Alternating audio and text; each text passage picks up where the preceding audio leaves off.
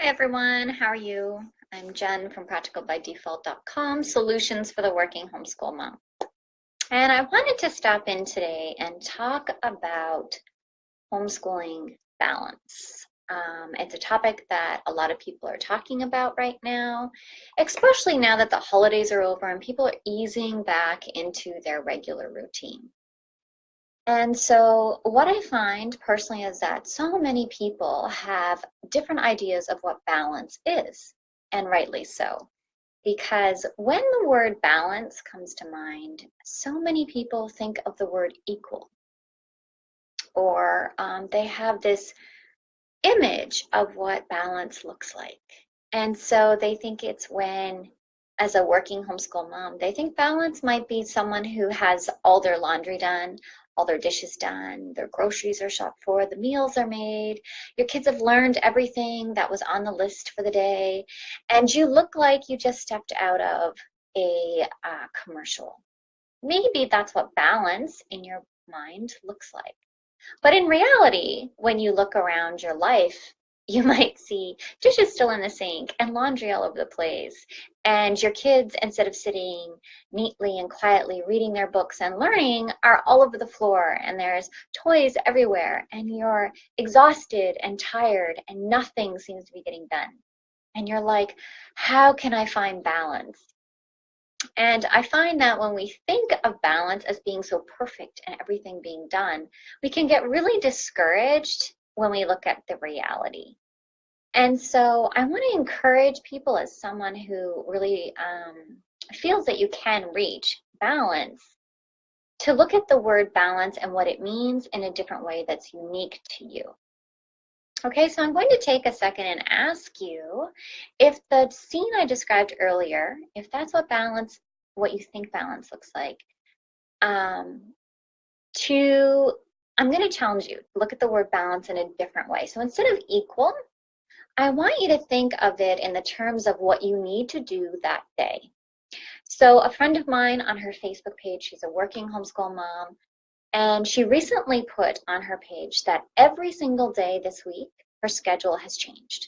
Whether there was a child that was sick, her work schedule got changed, she missed an appointment, she said she had all these things to juggle, and when she was forced to juggle all those things, something had to be dropped. And so she talks about that balance and how for her, it was making sure of the things that needed to be done got done, and letting go of the things that didn't need to get done. And for me, that is so, so, so important, especially if you're easing into this working homeschool life balance. Because in our minds, when we're so caught up in the fact that everything has to be done, and it has to be done well, and it has to be done right, we can get overwhelmed and exhausted and despair, and we feel terrible because that's not the way it looks like for us. So the first thing I want to talk about is looking at the word balance in a realistic way or a practical way. What does that look like for you? So if you had to pick 3 things today that had to be done, what would they be? And so for me, today, it was an appointment, it was schoolwork, and it was feeding my kids and myself, so cooking. Needless to say, laundry was in the washer and the dryer. Dishes are in the sink and in the drying rack. My bed did get made because that's kind of my thing. I made the appointment. The kids finished school, and I'm about to cook supper. So for me, that's balance. The important things got done, and the less important things will get done or they'll wait. So when you look at it that way, it's more control. You have more control, right? You might feel a little bit better about the things that are reality versus what you think homeschool working balance is. So I'm encouraging you to take a few minutes today, look at your life in a realistic way, and pick at least 3 things. I wouldn't go more than 3. Maybe if your life is super hectic and you have to put 5 things that absolutely need to be done, do that, but focus on those. Maybe your house won't be as clean as you want it to be, but it will get there, right? So maybe on a different day, that will be something that needs to be done. Maybe you won't have to be running all over the place. And so you can put that as a high priority on your list.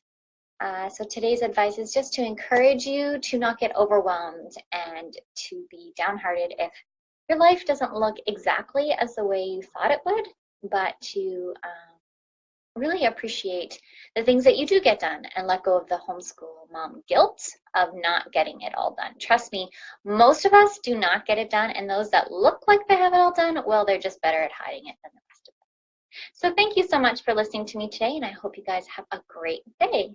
Bye.